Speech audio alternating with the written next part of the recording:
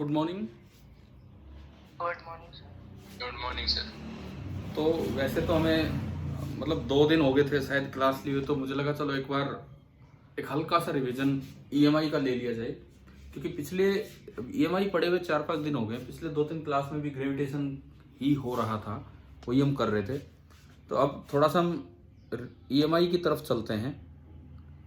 मैंने बोर्ड पे ना कुछ टॉपिक्स लिख दिए हैं जो आपके इस टेस्ट का पार्ट है, केवल ईएमआई वाले। इन शॉर्ट इस तरह से लिखें कि भाई मुझे समझ आ जाए कि क्या क्या टॉपिक है। तो हम वहीं से अपना पार्ट स्टार्ट करेंगे। देखिए, मैंने ये भी लिखा था एक क्लास को ऐसा भी नहीं है कि वही कंपल्सन है, लेकिन ठीक है, आप अगर अटेंड करोगे तो एक रिवीजन सा होगा आपका। देखते हैं इसमें क्या कुछ है। जो सबसे ऊपर लिखा हुआ है that is the field lines. Field lines, मैं कोई बहुत भारी भारी सवालों पे नहीं जा रहा, एक बार आपको इन टॉपिक से निकाल रहा हूं भाई क्या है क्या नहीं। फील्ड लाइंस की क्या क्या किस तरह के सवाल इन पे आ सकते हैं अगर आए तो फील्ड लाइंस पे। जैसे पहली चीज, एक मैग्नेट के अंदर फील्ड की डायरेक्शन किधर से किधर होती है।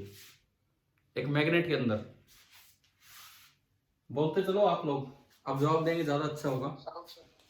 हाँ, मैग्नेट के अंदर होती है from south pole to north pole, और मैग्नेट के बाहर होती है from north pole to south pole. दूसरी बात, एक स्ट्रेट वायर के अराउंड फील्ड लाइंस कैसी होती हैं। एक स्ट्रेट करंट कैरिंग वायर के अराउंड फील्ड लाइंस कैसी होती हैं। Circular concentric circles. हाँ, मैग्नेट की मैं बात करूं, मैग्नेट तो मैग्नेट के अंदर आपने बताया साउथ से नॉर्थ होती हैं और बाहर ऐसे घूमती हैं। स्ट्रेट वायर की बात करें तो कंसेंट्रिक सर्कल्स यूं बनते हैं, और सर्कुलर वायर की बात करें तो इसमें कैसी होती है फील्ड लाइंस, इसके अराउंड। सर्कुलर वायर के अराउंड फील्ड लाइंस कैसी होती हैं। अगर यूं करंट फ्लो कर रहा है, अगर यूं करंट फ्लो कर रहा है तो अंदर नॉर्थ होगा, तो जो आपको नजर आ रहा है वो कौन सा पोल नजर आ रहा है। अगर इस वायर में यूं करंट फ्लो कर रहा है तो आपको साउथ पोल नजर आ रहा है, ठीक है ना। यूं भी पूछा जा सकता है कौन सा पोल है, तो ये आपको फ्रंट से साउथ पोल दिख रहा है, और साउथ पोल दिखेगा और उधर नॉर्थ है, तो मैग्नेट की तरह बिहेव करता है। और मैग्नेट के अंदर साउथ से नॉर्थ जाती है, तो लाइनें यहां से एंटर करेंगी और वहां से निकल के आएंगी। तो इसके चारों तरफ इस तरह से कुछ लाइंस बन जाएंगी। समझ गए हो ना किस तरह की लाइंस बननी है, ठीक है। इसमें पोल्स हैं, इसमें भी पोल्स हैं। क्या आप इसमें पोल दिखा सकते हो हमें कि नहीं, स्ट्रेट वायर में।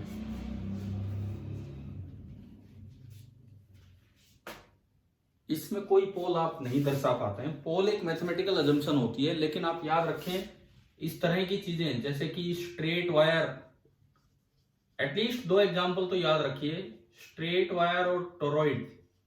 टोरॉइड पढ़ा है ना कभी हमने, सोलेनोइड जैसा, पहले पिछले टेस्ट के लिए।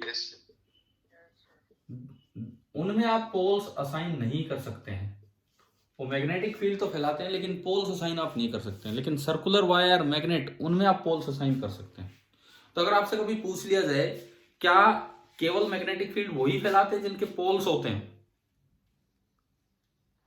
नहीं, ऐसा कुछ भी नहीं, ठीक है।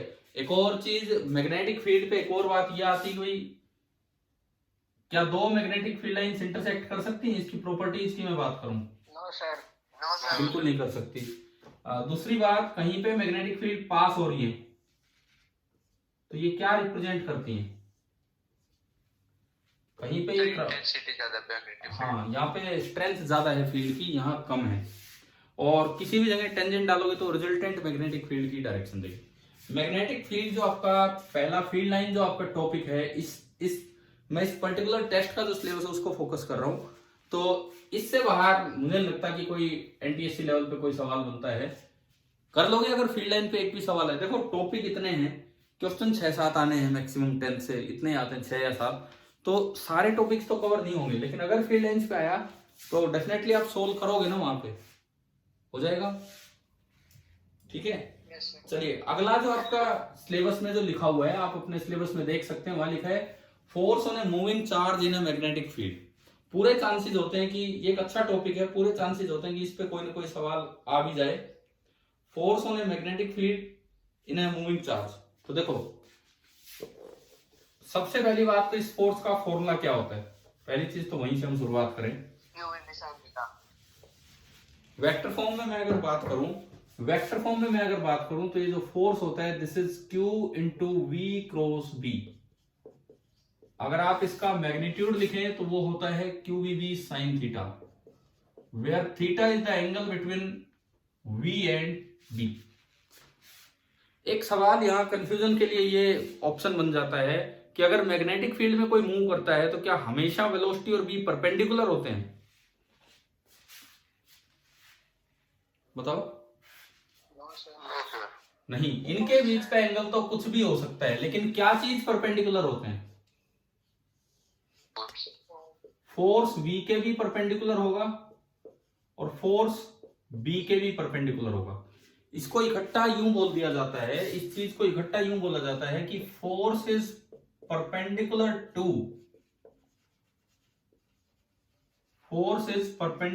To the plane of V and B।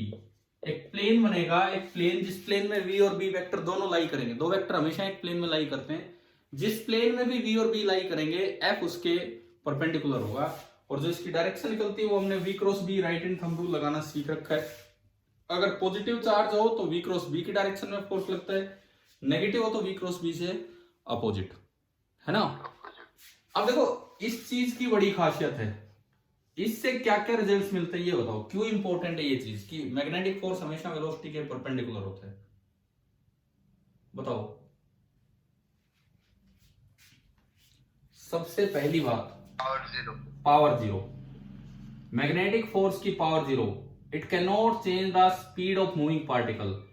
Magnetic force never do work, एक बहुत ही ज्यादा इंपॉर्टेंट रिजल्ट, आपको सोचने की ही जरूरत नहीं है। कोई भी कैसा भी सिचुएशन आ जाए, ये मतलब इनमें भी फंसाते हैं कई बार, बच्चों को लगता है कि वर्क हो रहा है, लेकिन आप रिजल्ट के तौर पे याद रखो कि मैग्नेटिक फोर्सेस का वर्क हमेशा कितना होगा, जीरो।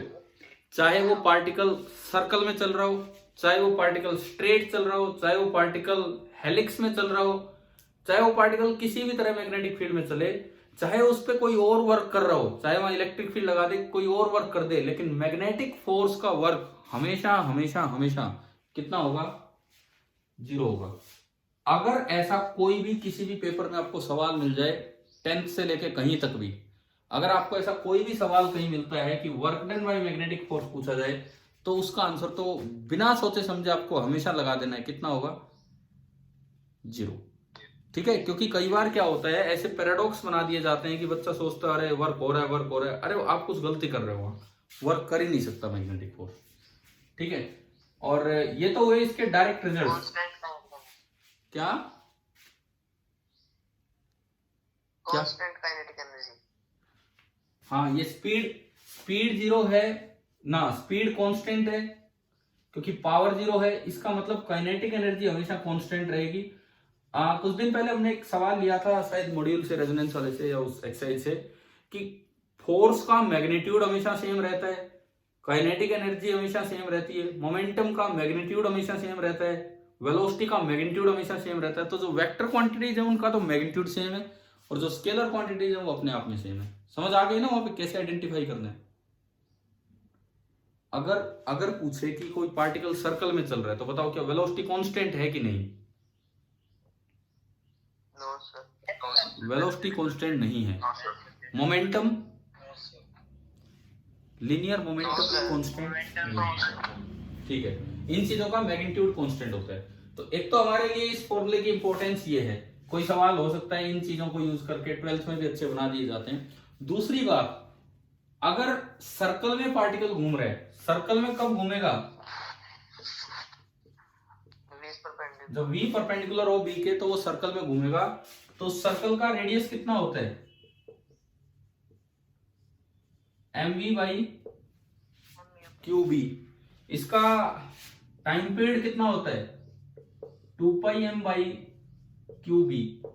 फ्रीक्वेंसी टाइम पीरियड का उल्टा, angular frequency 2 pi by t। और मैंने आपको, अगर आपको ध्यान हो, इस समय ना लाइन से कुछ क्वेश्चंस करवाए थे, कुछ पार्टिकल्स लिए थे हमने, proton, deuteron, Yes, sir. Triton, alpha particle, lithium 3+। मुझे याद है मैंने ये पार्टिकल्स लिए थे, ठीक है। एक बड़े इंपॉर्टेंट से क्वेश्चन बनते हैं यहाँ इनके बारे। अगर आपको पार्टिकल की ही जानकारी नहीं है तो यार आप फिर ये सवाल ही नहीं कर पाओगे। एक बार मुझे बताते चलो, मैं अगर चार्ज की बात करूं, चार्ज प्रोटॉन पे कितना चार्ज होता है? ई। न्यूट्रॉन पे? ये तीनों आइसोटोप हैं, प्रोटॉन, न्यूट्रॉन, ट्रिटॉन, तीनों पे ई। अल्फा पार्टिकल पे 2E और लिथियम 3+ पे 3E। अब अगर आपसे पूछ ले कि जैसे मास, क्योंकि उनकी भी जरूरत पड़ती है, मास बताओ। इसका U, इसका 2U, इसका 3U, इसका और इसका शायद था 7U, है ना। अब देखो इनमें हमने 3 तरह के सवाल किए होंगे। एक बार वो सेम स्पीड से एंटर लेते हैं कोई पार्टिकल, तो पूछ लिया रेडियस का रेशियो बताओ, टाइम पीरियड का बताओ। एक बार सेम मोमेंटम के साथ एंट्री ली होगी और एक बार सेम काइनेटिक एनर्जी के साथ। करवाए थे कि नहीं ये वाले सवाल? चाहे सेम रेडियस चाहे सेम स्पीड रखो, चाहे मोमेंटम सेम रखो, चाहे काइनेटिक एनर्जी, टाइम पीरियड का रेशियो हर बार क्या आएगा?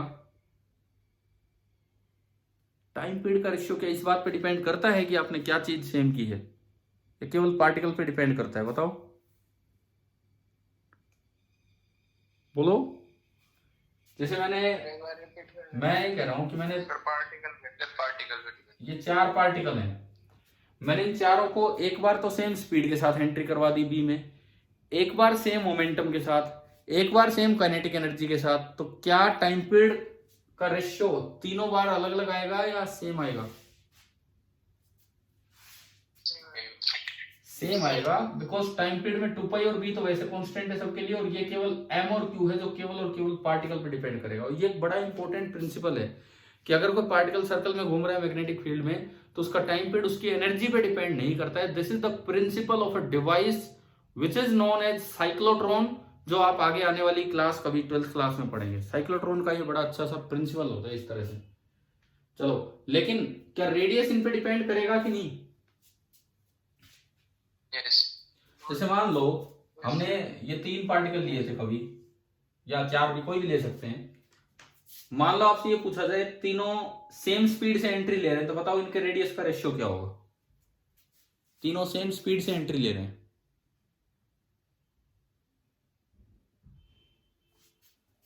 अगर सेम स्पीड से ले रहे हैं तो R का फॉर्मूला है mv/qb, स्पीड भी सेम, b तो सेम है ही, तो R is directly proportional to m/q।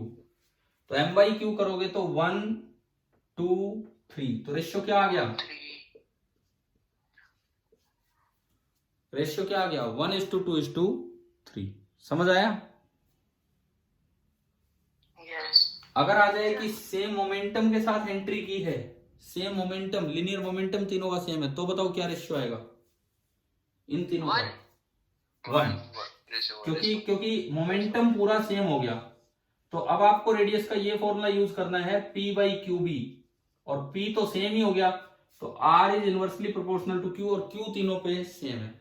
अगर आ जाए कि काइनेटिक एनर्जी सेम है, तो बताओ क्या होगा? काइनेटिक एनर्जी के केस में आपको याद है ये फॉर्मूला था, √2mk/qb, ये था ना। तो k same, 2 same, b same, और इवन q भी सेम है, q भी सेम है, तो यहां बनता है r is directly proportional to √m। तो क्या आएगा? 1√2√3।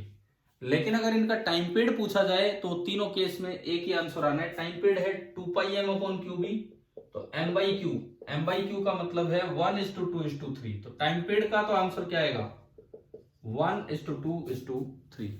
इनके अलावा अल्फा पार्टिकल भी आ जाता है, लिथियम 3+b। तो ये भी एक मतलब एक अच्छा सा क्वेश्चन है जो यहाँ पूछने के मतलब बड़े अच्छे अच्छे एग्जाम्स में ये बहुत बार पूछे जा चुके हैं। समझ आया क्या ये मोशन वाला? ठीक है। और अगर 90 डिग्री पे एंट्री ना हो तो फिर पाथ कैसा होता है बताओ?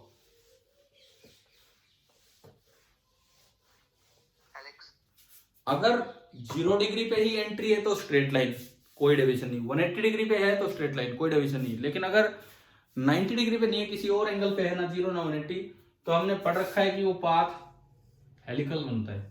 इसकी डिटेल में जाने के 10th क्लास में कम चांस है। ज्यादा से ज्यादा सवाल इस तरह से आ सकता है, वो पाथ ही पूछ ले, पाथ ही पूछ ले, तो पाथ का नाम हमें पता होना चाहिए कि वो हेलिक्स होता है। तब होगा जब theta between V and B is neither 0 degree, 90 degree और 180 डिग्री, इनमें से नहीं है कोई। यूं बताओ, एक पार्टिकल हेलिक्स में जा रहा है, वैसे कम चांस है, पर मैं एक लास्ट बात इसमें बता रहा हूं। V स्पीड से एंटर करता है, t टाइम बाद यहां मैं देख रहा हूं t इक्वल टू 0 पे था, कितना डिस्टेंस कवर कर चुका होगा ये? क्या तरीका बताया था ये डायरेक्ट देखने का? वेलोसिटी ना, speed into time. Distance is equal to speed into time, क्योंकि स्पीड कभी भी चेंज नहीं हो रही है। तो ये जो पूरी दूरी जो इन्होंने कवर की है, ये कितनी कवर की होगी? v into T. हाँ जी, बताओ क्या ये समझ आ गया है कि नहीं यहां तक? Yes yes sir. ठीक है। नेक्स्ट टॉपिक है force on current carrying conductor in A magnetic field. इस पे हम आते हैं, force on A current carrying conductor in A magnetic field. और इसमें फ्लेमिंग लेफ्ट हैंड रूल का भी यूज था। इसमें फ्लेमिंग लेफ्ट हैंड रूल का यूज था कि एक करंट कैरिंग कंडक्टर है। देखिए, ये कोई भी एक स्ट्रेट वायर है, इसमें करंट जा रहा है आई, बी मैंने लगा रखा है अंदर की तरफ। तो बताओ फ्लेमिंग लेफ्ट हैंड रूल क्या बताता है?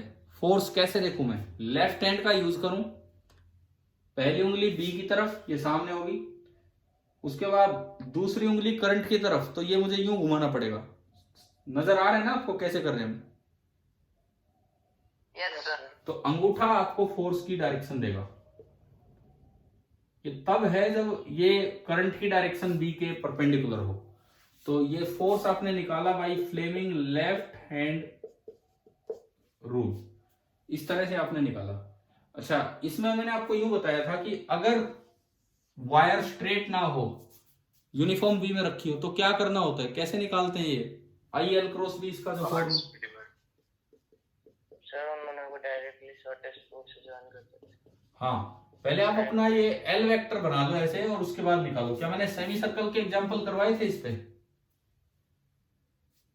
Yes sir. है ना? थोड़ा वो रिवाइज करना, बिकॉज देखो मेरे पास जो इस क्लास का, मैं बहुत ज्यादा समय आज आपका नहीं लेना चाह रहा हूँ, आपका पेपर है आज, तो मैं तो एक बार जो जो टॉपिक से आपको निकाल रहा हूँ, अपनी कॉपी से खुद रिवाइज करना, ताकि एटलीस्ट 10th वाला पार्ट तो हमारा बहुत अच्छे से आज हम परफॉर्म करें। हाँ, और 9th भी कुछ रिवीजन किया है तो वो भी अच्छे से हो। तो force on current carrying conductor आप कर लेंगे यहाँ पे। इसमें मेन चीज जो है, जो सिलेबस में तो नहीं लिखा हुआ था आपके, लेकिन वो है फ्लेमिंग लेफ्ट हैंड रूल, जो हमने अभी सीख ही लिए। या फिर आप एल क्रॉस बी से भी डायरेक्शन निकाल सकते हैं, एल ऊपर बी अंदर, तो right hand thumb rule use करना आता है ना इसे, L cross B. Yes sir. हाँ, तो उससे भी निकाल सकते हैं। अगला आपका था कि फोर्स बिटवीन, ये क्या दिखाया मैंने नेक्स्ट टॉपिक के लिए? Parallel current carrying wires. Force between parallel current carrying wires. देखो, सबसे पहली बात, अगर सेम डायरेक्शन में करंट है तो बताओ फोर्स अट्रैक्टिव होता है कि रिपल्सिव? अट्रैक्टिव। और अपोजिट डायरेक्शन में पैरेलल करंट्स हैं तो रिपल्सिव। जो 9th या 10th क्लास में, जैसे जो एनटीसी में सवाल आते हैं, इनमें मैग्नीट्यूड पे बहुत ज्यादा नहीं जाते, क्योंकि 12th क्लास की चीजें हो जाती है। डायरेक्शन वायरेक्शन पे बहुत सवाल आते रहते हैं आपके प्रीवियस ईयर जो एनटीसी टाइप क्वेश्चन है उनमें। जैसे एफ बराबर क्यू वी क्रॉस पी, उसमें भी डायरेक्शन पे ज्यादा सवाल आ जाते हैं यहाँ। लेकिन हम मैग्नीट्यूड पढ़ते तो हैं। फोर्स पर यूनिट लेंथ बताया था मैंने आपको, force per unit length small F से रिप्रेजेंट किया होगा। अगर इनके बीच की दूरी r है तो फोर्स पर यूनिट लेंथ का फॉर्मूला आया था mu naught I1 I2 upon 2 पाई r। बताओ ये याद किया था कि नहीं हमने? इन दोनों की यूनिट लेंथ पे, इन दोनों की यूनिट लेंथ पे आपस में इतना फोर्स लगेगा, इन दोनों की यूनिट लेंथ में आपस में इतना फोर्स लगेगा। और इसकी डायरेक्शन अगर सेम डायरेक्शन में करंट जा रहे हैं तो अट्रैक्टिव फोर्स होगा, और अपोजिट डायरेक्शन में जा रहे हैं तो रिपल्सिव फोर्स होगा। ठीक है, अब बात यह है कि डायरेक्शन कैसे निकाली आपने, तो वो भी मैं बता देता हूं। मान लो पहले ये देखा, इसकी वजह से बी किधर होगा, मान लो ये सोर्स है तो इसकी वजह से बी किधर होगा, इनवर्ड। यहां भी इसकी वजह से बी होगा इनवर्ड। अब बी इनवर्ड है, करंट ऊपर है, तो मैं लगाऊं अपना फ्लेमिंग्स रूल। कौन सा rule, left hand right hand, कौन सा, फोर्स निकालने के लिए लेफ्ट। लेफ्ट। कैसे कैसे निकलेगा, पहली उंगली बी की तरफ अंदर, अंगूठा करंट की, सॉरी ये दूसरी उंगली करंट की तरफ, करंट ऊपर, तो अंगूठा इस साइड आ रहा है, तो ये फोर्स इधर आया बाई लेफ्ट हैंड रूल। तो क्या आपको डायरेक्शन निकालनी आ गई है ना, कैसे निकालनी है। ठीक है, सिमिलरली इसमें देखोगे करंट अंदर है, करंट अंदर है तो आप पहली उंगली अंदर, ना सॉरी करंट कह रहा हूं मैं, मैग्नेटिक फील्ड अंदर है तो पहली उंगली अंदर की तरफ, करंट नीचे है तो दूसरी उंगली नीचे की तरफ, तो अंगूठा मेरा इधर की तरफ बन रहा है, तो ये आपका फोर्स आया इस तरह से। तो बताओ पैरेलल करंट कैरिंग कंडक्टर्स वाला आ गया है ना समझ, क्या है क्या नहीं। Yes sir. ठीक है, नेक्स्ट जो आपका टॉपिक है वो टॉर्क का है। आपको याद होगा इसमें पूरी क्लास लग गई थी, एक टेढ़ा सा लूप बनाया था, एक पे फोर्स ऊपर, एक पे नीचे, एक पे बाहर, एक पे अंदर, और उससे फिर हमने टॉर्क निकाला था। करवाया था कि नहीं आपकी क्लास में। वैसे प्योरली 12th का टॉपिक है, बट आपके सिलेबस में लिखा हुआ था इसलिए हमने करवाया, लेकिन ये नहीं तो 9th में इसका जिक्र, 10th में इनका जिक्र आता नहीं इन चीजों का, टॉर्क वॉर्क का ज्यादा। ये ऐसा था, मैं अब दोबारा से उसको नहीं स्टार्ट कर रहा हूं। तो आपको याद होगा एक फोर्स ऊपर आया था, एक नीचे आया था, एक बाहर आया था और एक अंदर आया था। करंट हमने ऐसे माना था, यस सर। और मैग्नेटिक फील्ड ऐसे, याद आ गया कुछ ऐसा टॉपिक। Yes sir. और ये यूं घूम गया था, ये यूं घूम गया था, यूं घूमने का मतलब था कि टॉर्क ऊपर है, यूं घूमने का मतलब था कि टॉर्क ऊपर है। और जो फाइनली जो टॉर्क का फॉर्मूला आया था ना, वो आया था, कुछ लिखवाया था ऐसा, एम क्रॉस बी या dipole moment cross B, where M is number of turns into current into area. करवा दिया ना ये वाला पार्ट। ठीक है, इसमें मैं जैसे इसमें, ठीक है, वैसे तो कोई भी सवाल बन के आ सकता है। एक ये वाला सवाल बनता है इसमें कि एक लूप रखा हुआ है ग्राउंड पे, ये करंट कैरिंग लूप है, ये इसका खुद का एक्सिस है, this is the axis of the loop. आप सर्कुलर भी मान सकते हो, कैसा भी, this is the axis of the loop.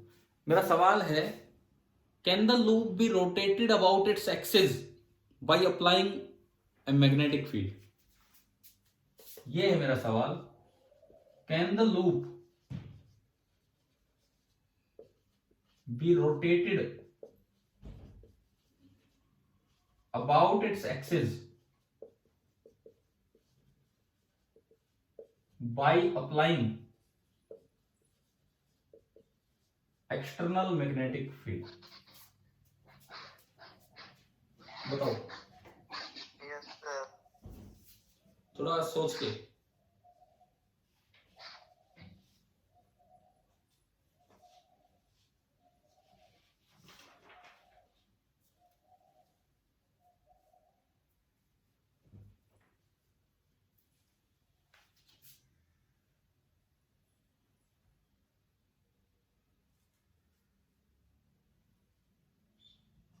Yes sir. ना, बिल्कुल नहीं कर सकते हैं, बिल्कुल नहीं, इसके अबाउट नहीं घुमा सकते आप। टॉर्क का फॉर्मूला ऐसा है कि torque is equal to M cross B, यानी कि क्रॉस प्रोडक्ट में जो टॉर्क आता है ना, वो हमेशा परपेंडिकुलर होता है इन दोनों के, जैसे फोर्स था पहले। तो टॉर्क किसके प्रोपोर्शनल, किसके परपेंडिकुलर होना चाहिए, मैग्नेटिक मोमेंट के। टॉर्क मैग्नेटिक मोमेंट के परपेंडिकुलर होना चाहिए, और जो मैग्नेटिक मोमेंट है ना, मैग्नेटिक मोमेंट वो खुद ही लूप के परपेंडिकुलर होता है। तो इसमें करंट यूं जा रहा है, तो इसका मैग्नेटिक मोमेंट भी इधर है, इसका मैग्नेटिक मोमेंट इधर है, और जो टॉर्क का फॉर्मूला है वो कहता है कि टॉर्क मैग्नेटिक मोमेंट के परपेंडिकुलर होगा। और अगर आप इसको यूं घुमाना चाहते हैं तो आप चाह रहे हैं कि टॉर्क भी ऊपर ही हो, इसका मतलब आप चाहते हैं कि टॉर्क पैरेलल हो एम के, जबकि बी का जो टॉर्क होगा वो हमेशा एम के क्या होगा, परपेंडिकुलर। ये एक रिजल्ट है, आप याद रखो, किसी रखे हुए लूप को उसके खुद के एक्सिस के अबाउट नहीं घुमाया जा सकता by applying a magnetic field. हाँ, और किसी तरह घुमा सकते हो आप, और किसी तरह मैग्नेटिक फील्ड लगा के घुमा सकते हो, बिकॉज खुद के एक्सिस के अबाउट घुमाने के लिए टॉर्क और मैग्नेटिक मोमेंट वेक्टर पैरेलल हो जाते हैं, जबकि ये ऐसा पॉसिबल नहीं है। कर लोगे, याद हो जाएगा ये। Yes sir. देखो ये एक अच्छा ऑप्शन बनेगा, अगर ये कहीं पे टॉर्क पे अगर सवाल आता है और ये कहीं पूछा जाए तो एक अच्छा सा ऑप्शन है। अगली चीज, टॉर्क का यूज, इलेक्ट्रिक मोटर, ये भी आपके सिलेबस का एक पार्ट है। हाँ जी बताओ, मोटर तो हमने टॉर्क वाला पढ़ने के बाद अगले दिन मोटर पढ़ी थी, क्या समझ आ गया है क्या मोटर में क्या क्या चीजें थी क्या नहीं थी? यस। मोटर की कंस्ट्रक्शन पार्ट याद है आपको मोटर में क्या क्या था? यस। ऊपर एक आर्मेचर कोइल, ठीक है, सॉफ्ट आयरन कोर पे लपेटी हुई एक आर्मेचर कोइल, नीचे, उससे नीचे अगर आप आओगे आर्मेचर कोइल से नीचे 2 स्लिप रिंग्स होंगी, थी ना वो, स्प्लिट रिंग। यस। उनको स्प्लिट क्यों कर रखा था, उनको तोड़ क्यों रखा था? करंट की डायरेक्शन चेंज करने। क्या नाम दिया था उसको, कि वो किसका काम करती है? कम्यूटेटर। ये स्प्लिट रिंग थी जो कम्यूटेटर का काम करती है। यहाँ पे क्या थी ये? Carbon brushes. और बाहर से तो बस सप्लाई आनी थी। बाहर से हमने कैसी सप्लाई दी थी? डीसी। आपसे यूं पूछा जाए कि एक डीसी मोटर और एक एसी मोटर में कंस्ट्रक्शन वाइज एक ही चीज का फर्क है, कंस्ट्रक्शन वाइज क्या है बताओ? डीसी मोटर में एक कम्यूटेटर होता है स्प्लिट रिंग, जबकि एसी मोटर में पूरी रिंग 2 के साथ अटैच होंगी, वो कम्यूटेटर नहीं होता, वो पूरी स्लिप रिंग बोलते हैं उन्हें। बताया था नहीं आपको? ठीक है। दूसरी बात, मोटर किस पार्ट को, किस एनर्जी को किस में कन्वर्ट करती है? Electrical into mechanical. और जो मैकेनिकल को इलेक्ट्रिकल में बदलेगा, जो आपके आगे आना है, उसे क्या बोलेंगे हम? जनरेटर। वो आपका जनरेटर होता है, ठीक है। मोटर में तो यही बातें, इसके कंस्ट्रक्शन पे सवाल आ जाए, इसका एनर्जी कन्वर्जन आ जाए, या एसी डीसी में फर्क आ जाए, या कौन सा ऐसा पार्ट है जिससे आप पहचानोगे कि ये एसी मोटर है या डीसी मोटर है, तो रिंग्स है। क्लियर है? हो जाएगा मोटर वाला पार्ट? सर। हाँ जी सर, स्प्लिट रिंग्स तो मैंने 3 देखी थी मोटर में, ये तो 2 तो नहीं थी। ना, देखो वो क्या होता है, आपने 3 फेज मोटर देखी होगी पूरी। हम अभी एक बहुत ही सिंपल सी मोटर बना रहे हैं। ऐसा है कि हम जो पढ़ रहे हैं ना, एक्चुअल कंस्ट्रक्शन तो थोड़ा अलग होता है इनसे, एक्चुअल कंस्ट्रक्शन थोड़ा अलग होता है। हम जस्ट हम टेक्नोलॉजिकली नहीं पढ़ रहे हैं। जैसे अगर आप कर रहे होते अभी इलेक्ट्रिकल इंजीनियरिंग, तो आप मोटर के बारे में काफी कुछ पढ़ रहे होते। हाँ जी, एक मिनट।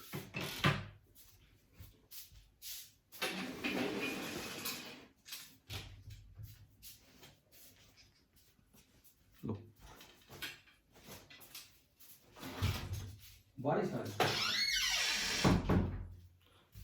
देखिए, फिजिक्स और टेक्नोलॉजी में यही फर्क है।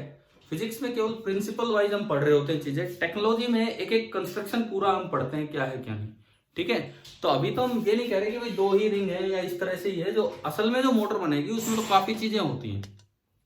क्लियर है? तो हम उससे कंपेयर अभी नहीं कर रहे हैं, बल्कि आपके उसमें लास्ट में पॉइंट भी आया था कि एक्चुअल मोटर में तो परमानेंट मैग्नेट ना लगा के इलेक्ट्रोमैग्नेटिक भी होते हैं, बताए थे ना आपको वहां? Yes sir. हाँ, तो उनमें काफी डिफरेंस होता है, ठीक है। चलो मैं आगे बढ़ू मोटर से आगे। नेक्स्ट आपका जो टॉपिक है दैट इज अर्थ्स मैग्नेटिज्म। बड़ा अच्छा सा टॉपिक है। कैसे पता लगा था कि धरती का भी मैग्नेटिक फील्ड है? बताओ, पहली चीज जिससे आइडिया लगा था कि धरती का भी मैग्नेटिक फील्ड है, सबसे पहली चीज।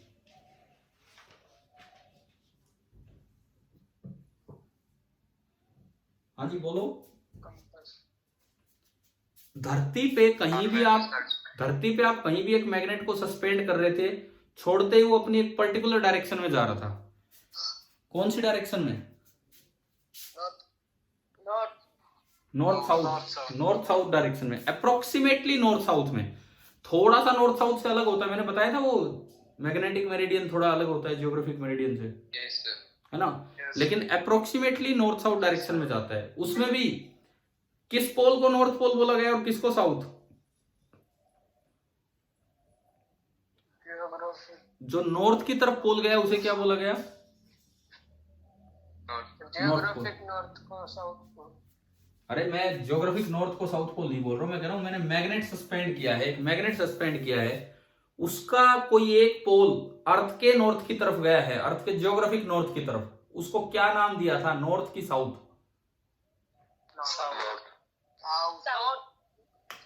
अब इसमें भी इतना कंफ्यूजन अब भी। मैंने उस दिन जब पढ़ाया तब भी कहा था कि बहुत से बच्चे ये गलत ले जाते हैं, वो सोचते हैं कि साउथ की तरफ नॉर्थ पोल जाता है, नॉर्थ की तरफ साउथ जाता है। वो तो दो मैग्नेट रखते हैं तब की बात है। एक मैग्नेट को आप फ्रीली सस्पेंड करते हो धरती पे, हमेशा वो नॉर्थ साउथ डायरेक्शन में जाता है। जो पोल अर्थ के ज्योग्राफिक नॉर्थ की तरफ गया उसका नाम ही क्या रखा गया था? North pole. North pole. अभी भी कई बच्चे साउथ पोल बोल रहे थे। और जो पोल अर्थ के साउथ की तरफ गया उसका नाम क्या रखा गया था? South pole. देखो ऐसा था, धरती के अंदर एक बहुत बड़ा सा मैग्नेट आप दबा हुआ मान सकते हैं, एक बड़ा सा मैग्नेट आप दबा हुआ मान सकते हैं। तो ये अर्थ का नॉर्थ पोल है, ये अर्थ का ज्योग्राफिक साउथ है। ये इधर जो नॉर्थ कनाडा की साइड जो पोल था उसको बोला तो गया मैग्नेट का नॉर्थ पोल, लेकिन वो बिहेव किस तरह से कर रहा था? साउथ पोल। साउथ की तरह। तो वो एक मैग्नेट का साउथ पोल दूसरे मैग्नेट के नॉर्थ को अट्रैक्ट करेगा कि नहीं? इसलिए कोई भी मैग्नेट आपने सस्पेंड किया उसका नॉर्थ पोल इसकी तरफ आता है, इसकी तरफ आया तो अर्थ के कौन से पोल की तरफ आया? नॉर्थ। यानी कि कोई भी फ्रीली सस्पेंडेड मैग्नेट है उसका एक पोल जो अर्थ के ज्योग्राफिक नॉर्थ की तरफ आता है उसे नॉर्थ पोल बोला जाता है, जो साउथ की तरफ जाता है उसे साउथ पोल बोला जाता है। और दरअसल यहां से हमारी शुरुआत हुई थी जिससे पता लगा कि धरती का भी मैग्नेटिक फील्ड है। फिर अर्थ के मैग्नेटिक एलिमेंट्स, 3 एलिमेंट पढ़े थे हमने, 3। Yes sir. कौन कौन से बताओ? Horizontal component, angle of declination, angle of inclination. हाँ जी, पहला मान लो डिक्लिनेशन, ज्योग्राफिक मेरिडियन और मैग्नेटिक मेरिडियन के बीच का हॉरिजॉन्टल एंगल था डिक्लिनेशन। दूसरा था डिप या इंक्लिनेशन, कितना नीचे है या कितना ऊपर है। जैसे हम अपने हरियाणा की बात करें, यहाँ डिप है कि इंक्लिनेशन है? डिप। और तीसरा था बी एच की हॉरिजॉन्टल कंपोनेंट। और उन तीनों से वैसे आ भी सकता है, नहीं भी, पता नहीं भी, वो तो पेपर बनाने वाले पे डिपेंड करता है। लेकिन मैग्नेटिक एलिमेंट एक अच्छा टॉपिक है इस अर्थ मैग्नेटिज्म का। तो मतलब एक सवाल बन सकता है इन पे, शायद आपको मिल जाए आपके पेपर में, अर्थ मैग्नेटिक एलिमेंट्स पे। डिप पे कोई सवाल हो? हमने अपेरेंट डिप वगैरह पढ़े थे, ट्रू डिप, अपेरेंट डिप। थोड़ा रिवाइज कर जाना यार। मतलब वैसे तो मैं नहीं पता किस पे सवाल आए, लेकिन एक चांस है कि अर्थ मैग्नेटिक एलिमेंट पे कोई सवाल आ जाए, इस तरह का कोई दे दिया जाए तो रिवाइज कर लेना अपने, ठीक है। और ये बताया था मैंने कि ये इससे ऊपर वाला जो हिस्सा है वहां डिप एंगल होता है, और इससे नीचे वाला जो हिस्सा है वहां इंक्लाइन एंगल होता है, एंगल ऑफ इंक्लिनेशन। क्लियर है ना ये तो अर्थ मैग्नेटिज्म? यस। ठीक है, अब मैं चलता हूं ईएमआई की तरफ। तो सबसे पहली बात, मैग्नेटिक फ्लक्स, इसका फॉर्मूला तो हमने पढ़ा था बी डॉट ए, यानी कि बी इंटू ए इंटू कोस थीटा। लेकिन इसकी यूनिट बताई थी आपको, 3 यूनिट, 4 यूनिट बल्कि। पहली यूनिट टेस्ला मीटर स्क्वायर, दूसरी यूनिट वेबर, तीसरी यूनिट बोलो मैक्सवेल, जूल पर एम्पियर, और चौथी यूनिट, ये मैं वही कह रहा हूं, एसआई यूनिट की ही 4 तरीके। चौथी यूनिट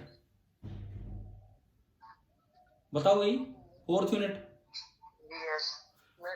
वोल्ट, वीएस तो ऐसे कह रहे हो वेटनरी सर्जन, वोल्ट सेकंड, ठीक है, वोल्ट सेकंड। ये चारों एसआई यूनिट है। मैक्सवेल तो चलो सीजीएस यूनिट हो गई थी, ये चारों एसआई यूनिट है मैग्नेटिक फ्लक्स की, ठीक है।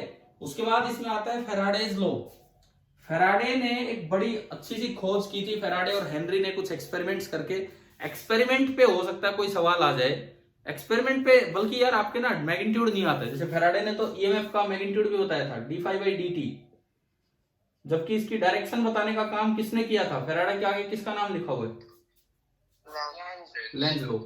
तो ज्यादा जो सवाल आते हैं मैग्नीट्यूड के डायरेक्शन पे आते हैं, तो लेंज ने जिस तरीके से बताया कि आप कहीं भी मैग्नेटिक फ्लक्स अगर चेंज करते हो, जैसे ये मैंने कोई कॉइल ली,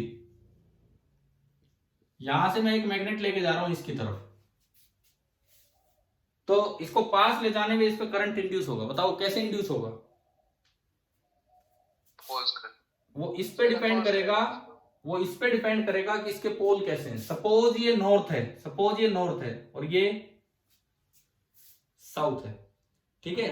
मान लो मैं नॉर्थ को पास लेके जा रहा हूं, मैं नॉर्थ को इसकी तरफ लेके जा रहा हूं, तो आप बताइए किस तरह से करंट इंड्यूस होगा, क्लॉकवाइज की एंटी क्लॉकवाइज? ऑब्जर्वर पर डिपेंड। हाँ, ये भी बिल्कुल सही जवाब, ऑब्जर्वर पे डिपेंड करेगा। मैंने एक ऑब्जर्वर इधर लिया S1, एक ऑब्जर्वर इधर लिया S2, ये दोनों इसको देख रहे हैं। अब बताओ किसके लिए क्लॉकवाइज और किसके लिए एंटी क्लॉकवाइज? सर S1 के लिए एंटी क्लॉकवाइज, S2 के लिए क्लॉकवाइज। देखो, अगर आप नॉर्थ पोल को पास ला रहे हो तो रोकने के लिए इधर कौन सा पोल बनेगा? नॉर्थ। और इधर साउथ, तो इसमें करंट ऐसे गया, इसमें करंट ऐसे आया। अब अगर S1 देखते हैं तो मुझे ये यूं दिख रहा है, यूं, तो मेरे लिए कौन सी डायरेक्शन है? Anti clockwise. Anti clockwise. और S2 अगर देखेगा तो उसको उधर से वो चीज यूं नजर आ रही है, तो उसके क्या आपने शुरू में यही जवाब दिए थे? चलो ठीक है, समझ तो आ गया ना। ऐसे ही अगर मैं इसको दूर ले जाऊं तो, अगर मैं इसको दूर ले जाऊं तो यूं, सर S1 के लिए क्लॉकवाइज, तो ये अपोजिट हो जाएंगे और यहां क्लॉकवाइज हो जाएगा और यहां एंटी क्लॉकवाइज। अगर मैं मैग्नेटिक पलट दूं, इधर साउथ कर दूं, इधर नॉर्थ कर दूं, इसको पास लाऊं, तो अब क्या होगा? सेम है। बताओ, सेम रहेगा। इधर साउथ समझ आ रहा है ना ये? और अगर मैं इसको दूर ले जाऊं तो फिर से ये उल्टा हो जाएगा। तो मतलब ये एंटी क्लॉकवाइज और ये क्लॉकवाइज। तो लेंज लॉ पे किस तरह से चीजें हैं, क्या ये समझ आ रही हैं कि नहीं? ठीक है। फेराडे लॉ तो उसका मैग्नीट्यूड देता है E बराबर d∅dt, लेकिन लेंज लॉ नहीं होता है। अच्छा, अगली चीज, फ्लेमिंग राइट हैंड रूल, ये बताओ क्या था? क्या ये फोर्स की डायरेक्शन देखने के काम आता है कि करंट इंड्यूस्ड की डायरेक्शन देखने के काम आता है? Current induce. हाँ, एक वायर पे फोर्स लगेगा किधर, वो कौन सा रूल था ये बता रहा था जो? Left hand rule. और राइट हैंड रूल ये था आपका, सिंपली ये था, जैसे मान लो आप इसको आगे लेके जा रहे हो, हमने यही एग्जांपल लिया था पहले भी जब पढ़े थे ना, ये वाला एग्जांपल ही लिया था। यस। बताओ इसमें किस तरह से करंट इंड्यूस होगा, किस तरह से होगा? बी का क्या है? बी अंदर लगा रखा है मैंने, ये रहा बी, पहली उंगली बी की तरफ, बी की तरफ, अंगूठा मोशन की तरफ। मोशन किधर है? मोशन आगे, राइट।